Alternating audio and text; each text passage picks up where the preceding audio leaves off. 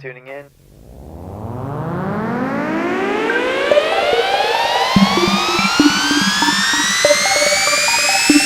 Let's go in Moto.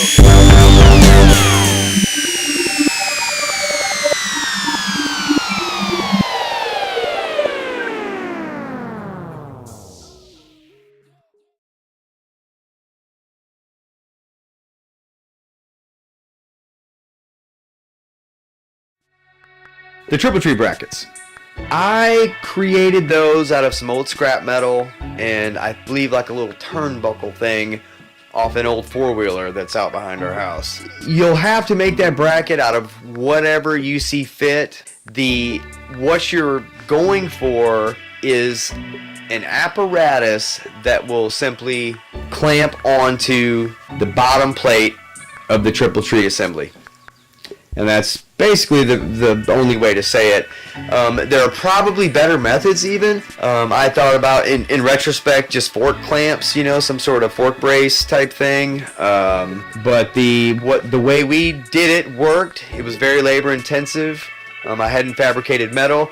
If you fabricate metal, then bada boom, you're in there. Once you have, I hadn't, so it was really challenging. But at length we were able to get the brackets, and it's very tight too, so you're working with very finite spaces. You know, one thing will clamp onto here, but then it won't turn right, and it's just a lot of moving parts that you have to constantly check to make sure that you're not installing an obstruction to your steering, you know, to get around that. That would be your spec for your metal cutting and bending.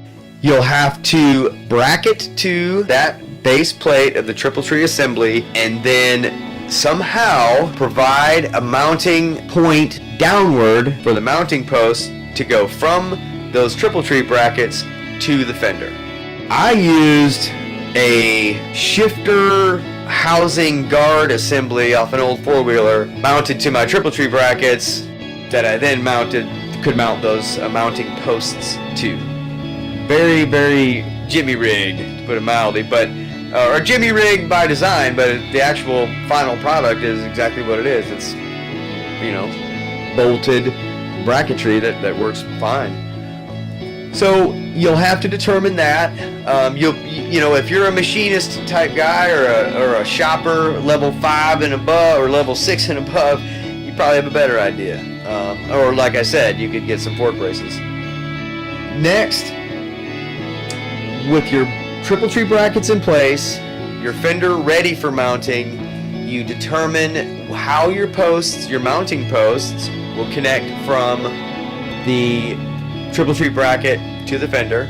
My mounting posts I've literally made out of PVC for the outer shell, and then inside of it, concentric, I guess concentric is the right word, different sized tubes of steel that fit snugly inside of one another.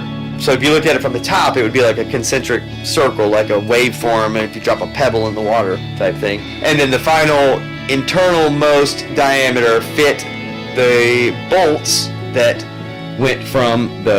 go from the fender through that mounting post and to the triple tree brackets. And basically that's how the fender is held on. So you'll have to determine how you are going to build those mounting posts. Again, probably much simpler ways. I'd be curious to know too. And about that, just a side note, if anybody does anything different, I would love to know about it and just see about it, and even amend this tutorial with credit to you to share whatever you find that would be better for viewers to do this mod. So just let me know. So there you have the three main components to the Versys-X 300 high fender mod innovation. Recapping, we have the triple tree brackets, the mounting posts, and the fender itself. Additionally, there are, as you've seen in the video, there are the metal plates. Those are just reinforcement plates so the connections are stronger and there's not too much stress on the plastic. And they are what they are. You can see them there, and you'll just kind of have to fashion your own. Ours were made from different stuff. Like one of them, I think that top one right there, that sits on the top of the fender, is actually a junction box cover. So we got everything done, and right out of the gate we had a problem. All and but down the road, the front fender fluttered like a, I don't know what, like something flutters, like an aspen quakes. You know, it just, when we made the contour cuts, we didn't really realize that the fender itself relied on its shape for its structural integrity. We removed enough of the plastic on the side that it caused it to be easily torqued or tweaked. So we had to deal with that. And then the connection points, the two connection points of the mounting post, it just wasn't enough. You know, if you consider the fact that the wind is coming straight against that and those are side by side, it's really just the one fulcrum connection point. So what we did is we added a beam, a thin metal beam under the fender to cure the strength problem. It solved the problem wonderfully. It worked very well. And we added a third anchor point on the back of the fender. We didn't want to connect to the triple tree, but we had no option, and we came up with an idea. Bonnie and I went to the hardware store and we got an expansion, I think it's called an expansion bolt or nut.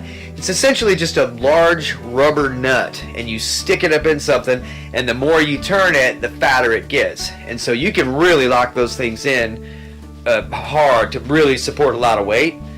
And we did that. We locked it in there really good, and then we put all thread in it and used that to come down through the back of the fender and provide that third connection point. And then we clad that with I can't remember what we clad it with, like some painted PVC or some steel or something to make it look good. And that was it. We ended up with 3 connection points, reinforcement beam, and then the rest of the main components that we've already discussed. We don't really cover the hardware because we're not really pleased with the hardware we got. It was really fun to toy with the different ideas and stuff. Like we got like some brass scutcheons, and that didn't really look good. The gold, there are a couple gold accents on ours, but we really like the red anodized against the matte black. So a lot of fun we had with the hardware. We did, and we've included in this video. Obviously, you saw as much information that was objectively, as much information as I understood to accurately give, we gave. Beyond that, it's going to be a little bit of a guessing game for you. And it's a fun one, too, to see what it becomes. So that's it. That mod is in the books. If you know of a Versys that is modded and sexy or tough or whatever it is, send it my way. I want to see it.